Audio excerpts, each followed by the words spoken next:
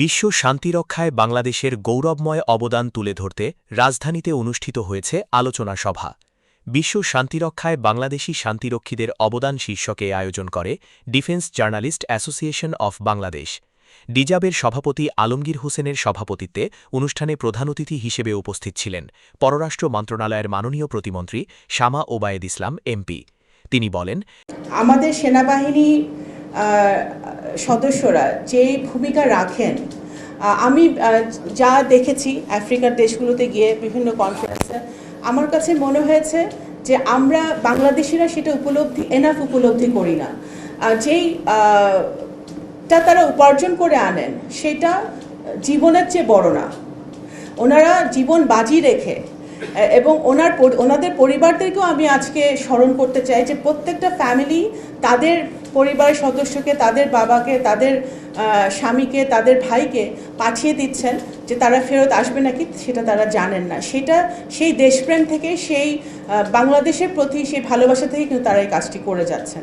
তো সুতরাং আমি ব্যক্তিগতভাবে ওনাদেরকেও স্যালিউট জানাই, বাংলাদেশের সরকারের পক্ষ থেকে স্যালিউট জানাই, এবং আমি বিশেষভাবে বলতে চাই যে পররাষ্ট্র মন্ত্রণালয় সবসময় এটা নিয়ে সচেষ্ট আছে এবং আমরা আপনাদের সাথে কাজ করব ভবিষ্যতে, এবং আপনারা যে কোনো প্রয়োজনে যদি আমাদের কাছে আসেন আমরা সেটা অবশ্যই আস্থায় নিব এবং আপনাদের সহযোগিতা করব।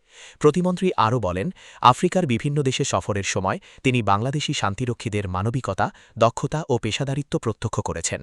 তিনি শান্তিরক্ষীদের পরিবারের প্রতিও গভীর শ্রদ্ধা জানিয়ে বলেন, দেশপ্রেম ও দায়িত্ববোধ থেকেই তারা এই ত্যাগ স্বীকার করছেন।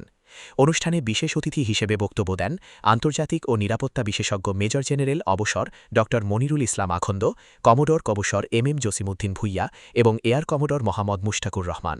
তারা বলেন, জাতিসংঘ শান্তিরক্ষা মিশনে বাংলাদেশের সাফল্য সামরিক দক্ষতার পাশাপাশি মানবিক মূল্যবোধ, শৃঙ্খলা, নেতৃত্ব ও পেশাদারিত্বের উজ্জ্বল প্রতিফলন।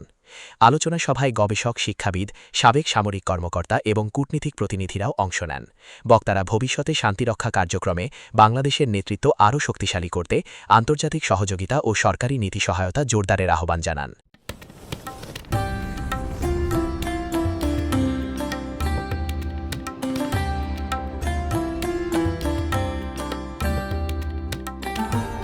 এমই টিভি, স্বাধীন বাংলার স্বাধীন কণ্ঠ।